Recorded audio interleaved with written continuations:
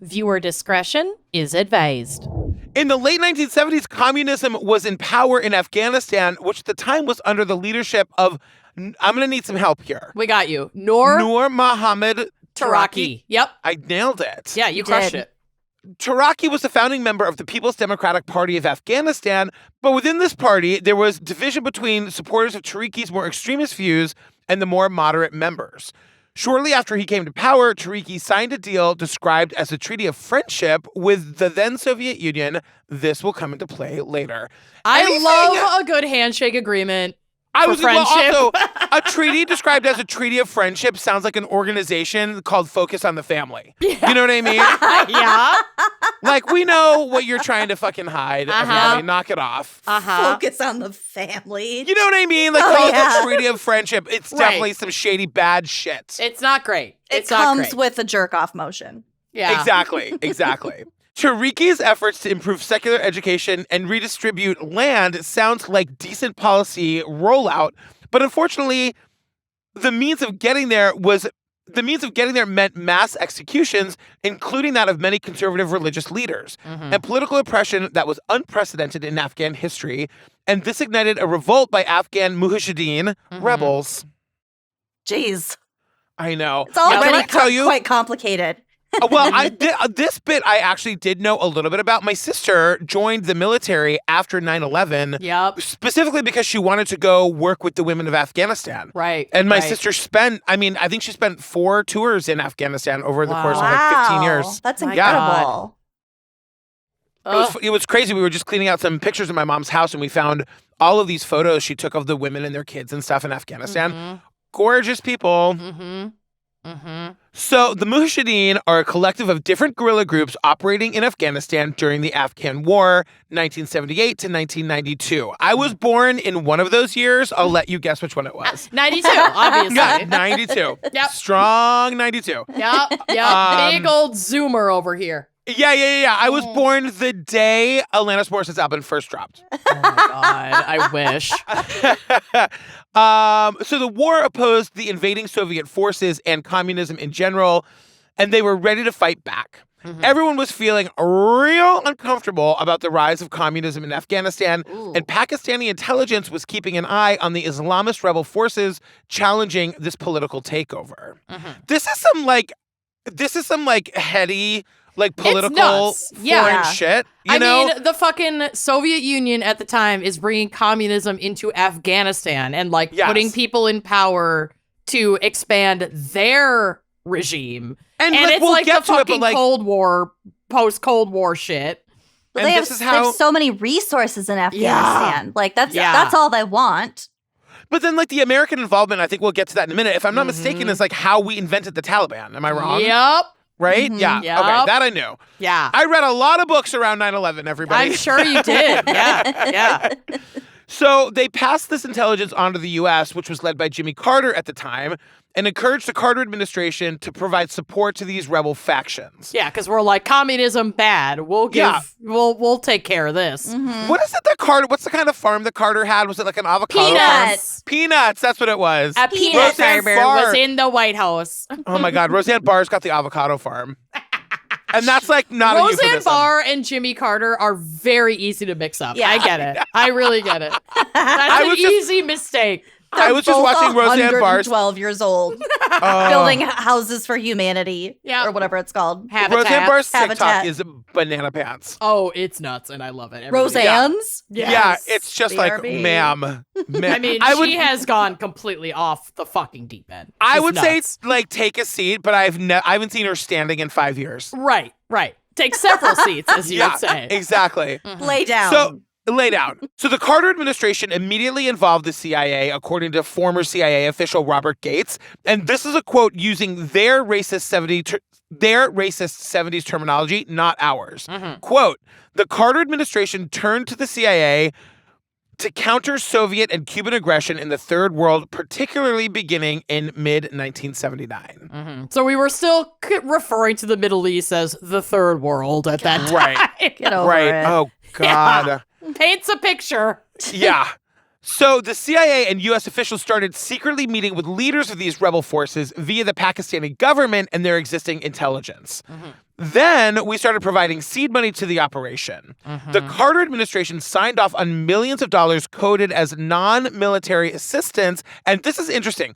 These are funds meant to be used for medical equipment, radio transmitters, and basic support needs. But of course, that's not at all what the funds were used for. No. They were literally funding Afghan extremists who were working to overthrow the government. Which, like, on one hand, okay, the government is Soviet Russia. Yes. But on the other hand, it's like, is this really a fight we want to be giving seed money to? It comes back to bite us in the ass. You know what's so crazy, though, is that, like, you know, and I, like, speaking as a family member of a person who was in Afghanistan for many, many, many years, like, we are right now learning about how we got to Afghanistan. We just left Afghanistan, like, a couple years ago, like a year ago. Yeah. Isn't that bananas? This is 1979 we're talking about, and Biden just pulled everybody out, like, last year.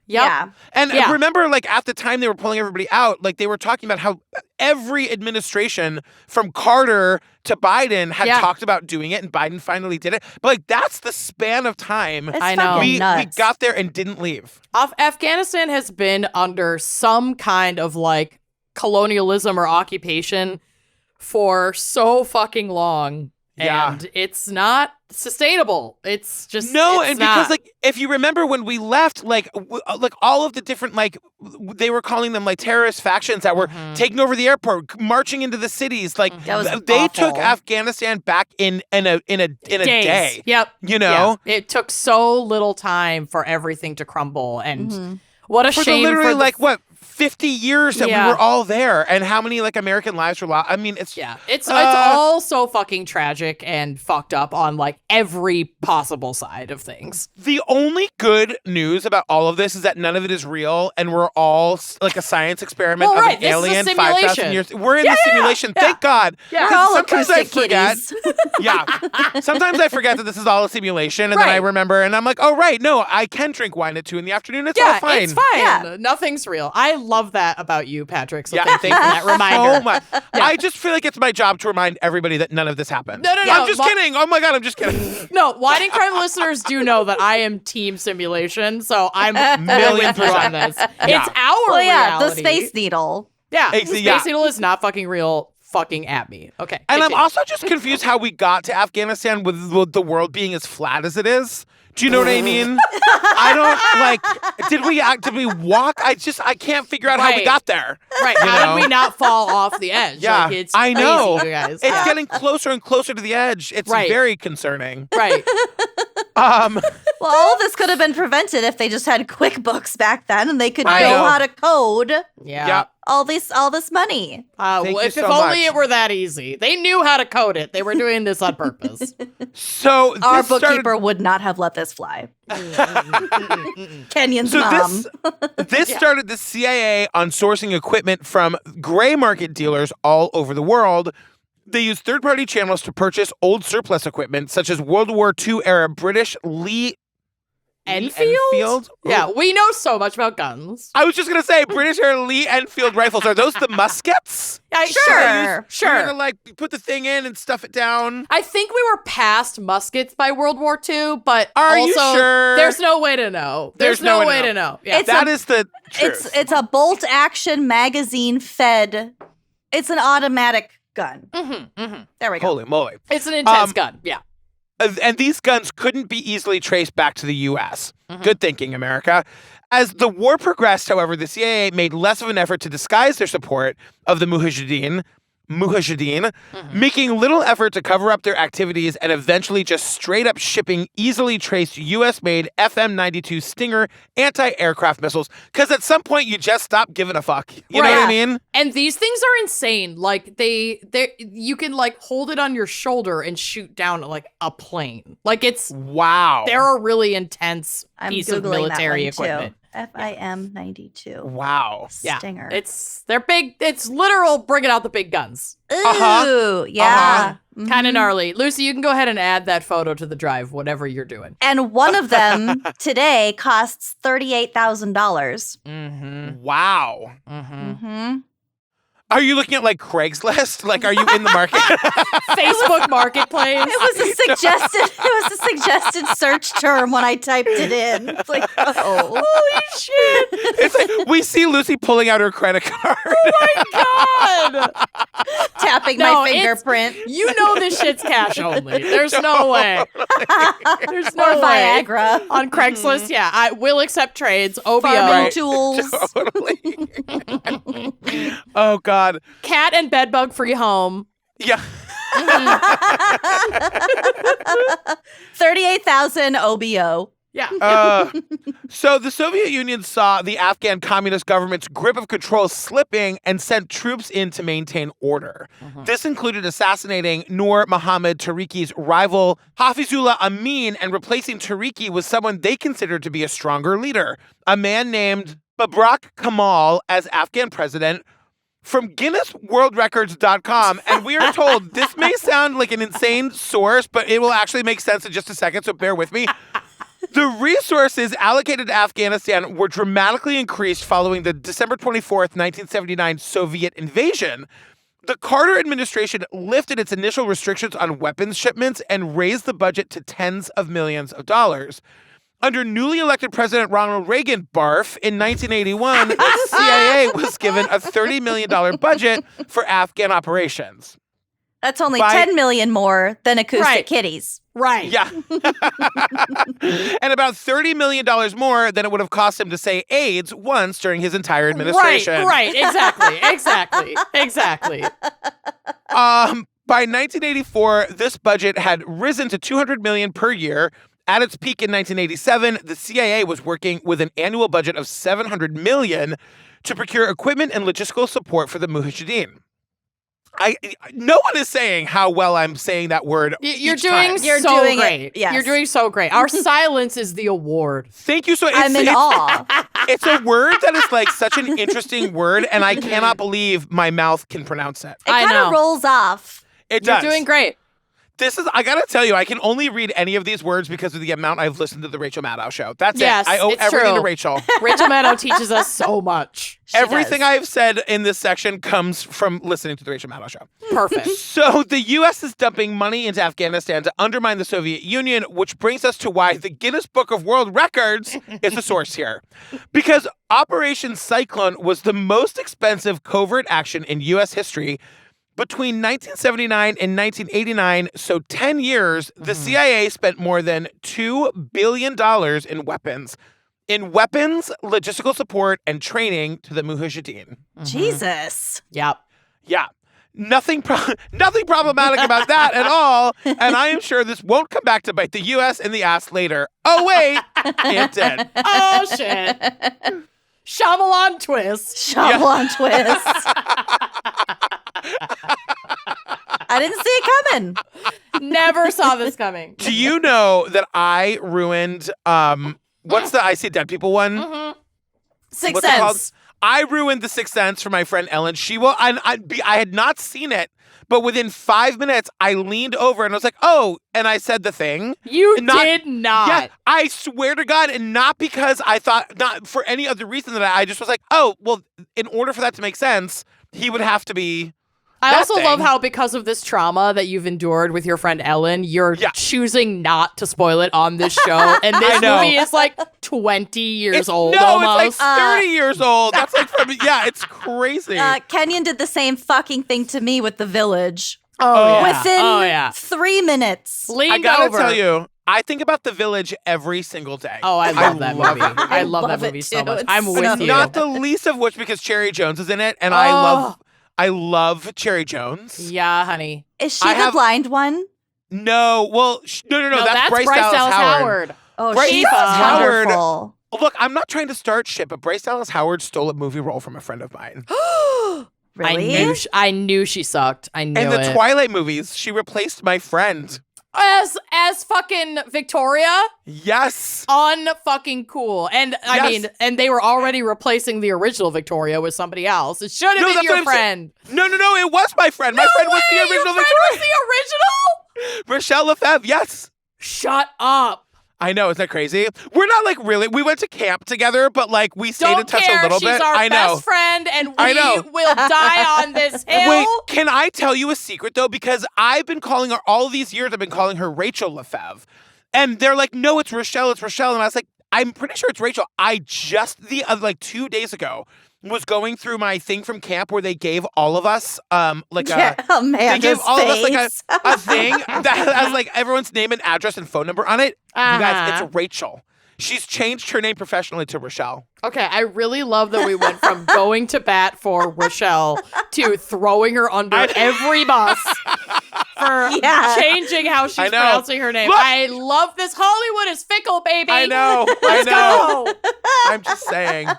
Look, we got more we got to go back to Afghanistan. Okay, let's go back to Afghanistan. Okay. So, over the course of 10 years, from 1979 to 1989, the Soviet Union was occupying Afghanistan, and the U.S. and also Britain were bad, but not all by ourselves. Right. We had help. Yeah. Yeah, exactly. It's funding multiple extremist groups fighting against them. Many of the figures involved in the U.S.-backed struggle against the Soviet invaders would go on to become notorious terrorist commanders, including Jalaluddin Haqqani, leader of the Haqqani Network, Muhammad Omar, leader of the Taliban, and Osama bin Laden, leader of Al-Qaeda. Jesus. I know. So when they say 9/11 was an inside job because of Bush, actually, Carter and Reagan kind of did make it an inside job, which really doesn't sit well considering how in 1983, President Reagan, met with the Mujahideen leaders, calling them freedom fighters at the White House. Yeah. So it was like an open, not even secret that like we were funding this. And like we as a nation were like so anti-communist at the time, and we still are. Like a lot of this remains. I mean, you see it in a lot of Trump supporters, but like so anti-communist that like no one really batted an eye at the fact that we were sending all of this money to these like pretty extreme factions in Afghanistan because they were fighting against Soviet rule, which was like that was the big hot sexy thing to do. Well, in the 50s, 60s, 70s, 80s, and now. Yeah. Not just money, though. Arms Weapons. And training. Yeah. You know what I mean? And the training ended up being one of the biggest things when like the factions of what we were calling terrorist groups broke off. I mean, and I don't think any of this was popularly known by like the idiot me's of the world until like after 9/11. Right. You know? Right. Or until we wrote these notes. But totally. Yeah. Yeah. I mean, it's true. And, and the other thing I was going to say, like the thing that never gets talked about is like all of these different like international governments coming in and like no one talks about the civilians, the people just trying to fucking milk their goats and live their lives and raise their kids and send their kids to school. No one like imagine living like Afghanistan's not that big of a country. No, and Afghanistan has basically not known a time without war for like well over 100 years. So many people have died. So many people who, like you said, are just trying to fucking live their lives. And this has just been such a hotbed of like scramble for power in this region. It's so crazy. It's so fucking tragic. And you're totally right. And I appreciate you taking a pause to like remember the people that are fucking dying because of this shit. It's so one of the reasons that it's so front of mind is like I was saying, I was just home and I was going through my sister's old pictures. And she's just like an amateur photographer and she was really interested in taking pictures of the women and their kids in Afghanistan. Right. And like these people are like you see kids playing and they have blissfully unaware. Right. And it's just like like just regular people live there. And and Afghanistan has been such like a politicized topic in the US for so long that and that's intentional to dehumanize the people who are truly suffering under all of this shit. We use those tactics here stateside. We use them to paint a picture of so much going on in the world. It's like, I'm not a giant conspiracy theorist other than the fucking Space Needle, but like take everything you see in the media with a grain of salt and remember that there are people and families and just normal, average, everyday folks behind all of this shit. Yeah. You also, I think about like the invasion of Ukraine a few months ago and how we have social media, we have on the ground journalists, we are able to see these things in the fucking 80s. Basically in real time, and everyone's setting their fucking Facebook profile pictures, support Ukraine, things like that, which is fine, but it's because we see all of these casualties, all of this, the effects it has on civilians, and that's why we care about it. Yeah. And the same fucking thing happened here, and it ignited a war. Can you give me your 60-second conspiracy on the Space Needle? Oh, it won't real. take 60 seconds. It is a hologram, and all the times that I have been to Seattle, which is many, people have been like, oh, look, you can see the Space Needle today. And then I turned to look at it, and she gone. We were in a car. Have you ever been up the Space Needle? Absolutely not. But even if I did go up the Space Needle, frankly, because we are living in a simulation, they are so advanced. Like, Yeah, you're right. Well, like in the according to the simulation theory, the three of us just met today, and everything that we know about each other. That time that I carried your shit at downloaded. CrapCon, it was downloaded. Like it was in the second before we met. And since birds also aren't real, they're all just government drones. I also have a theory that they are spawned. No, that program failed, remember? Right. But if it had thrived, they would be spawned within the Space Needle. So that's my quick 60. It's all coming together. I like it. I refuse to believe. Moving up. So finally, in 1989, the Mujahideen drove the very last Soviet soldier out of Afghanistan, leaving the often disputing groups who for the last decade had remained united against communism without a common enemy and with a fuck ton of weapons paid for by the U.S. government. That's what I just said. Yep. And now that the Soviet Union was finally out of Afghanistan and on the brink of collapse, the U.S. immediately discontinued aid. Oh my God. I can see the future coming. I know. Meaning these groups are now realizing the weapons they have are a finite resource. They did make an attempt to share power among leaders of the different groups, but by 1996, the strategy had completely imploded in on itself and a war breaks out among the factions. This infighting would last 4 years, destroying most of the capital city of Kabul and killing more than 50,000 people. From the wreckage emerges the Taliban, and they set up rule. Yep. God. And like you said before, funded and trained by the U.S. government. Yeah, I'm just going to pause and say that, like, I know a lot of this, but I'm reading this material provided by you and your team, and I got to say, it's fucking great. Whoever put this together did a great job. Thank you so much. It was me. Yeah. Oh my God. I got really high and went down a really deep rabbit hole at like 12:30 in the morning, and I tried to start it yesterday because we were going to tag team it, and I'm like, this is so fucking complicated. You know what though? Like your ability to take all of this really complicated stuff and make it like digestible is incredible. Thank you so much. You're welcome. So the aftermath of all this is obviously heavy criticism and a lack of trust in the U.S. government. From the Washington Institute.org, quote, one of the greatest criticisms of the U.S. policy, especially after the rise of the Taliban, has been that the CIA directly supported Arab volunteers who came to Afghanistan to wage jihad against the Soviets, but eventually used the American arms to engage in terrorist war against the West.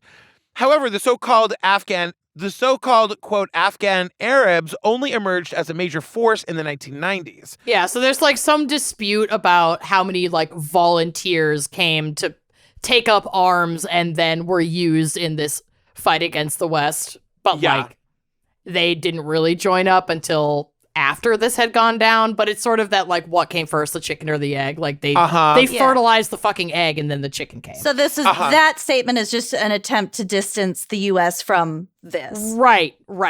During the resistance against the Soviet occupation, Arab volunteers played at best a cursory role. Right, so that's what you're saying. Yep.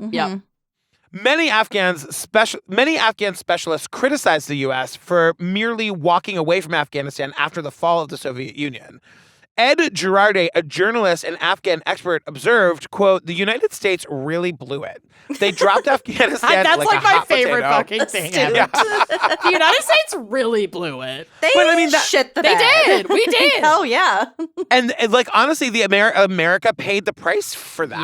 Yep. You know what I mean? Like, we created this unstable country where all of these different like terrorist groups like and we gave them so much money and art like it's you know what I mean like we it destabilized our country 1,000%. Exactly. Yeah. So indeed Washington's lack of engagement created a policy void in which radical elements eagerly filled. Like that's what we're just saying. Yep. So the big issue that we've seen pointed out is that the US funded these groups to take down the Soviet occupation, provided advanced weaponry, and then peaced as soon as the Soviets as soon as the Soviet Union withdrew, leaving these groups in Afghanistan to fight over who takes power, using the remainder of the money and weapons we provided them. Like, that's exactly what we've been talking about. Yep, that's it. In a nutshell. The Washington Institute goes on to say that by delegating responsibility for arms distribution to the ISI, Pakistan's equivalent to the CIA, the United States created an environment in which radical Islam could flourish, and with the coming of the Taliban, radical Islam did just that. Yep. God. Yep. This was an excellent rundown of Isn't it nuts? Like, all of this. It's nuts. Yeah. Yeah. It's really fucked up. You know, while they continue to show the clip of like George Bush reading, you know, stories to kids and being told about 9/11, we don't get told. I believe that story was like the hungry goat or something. Right.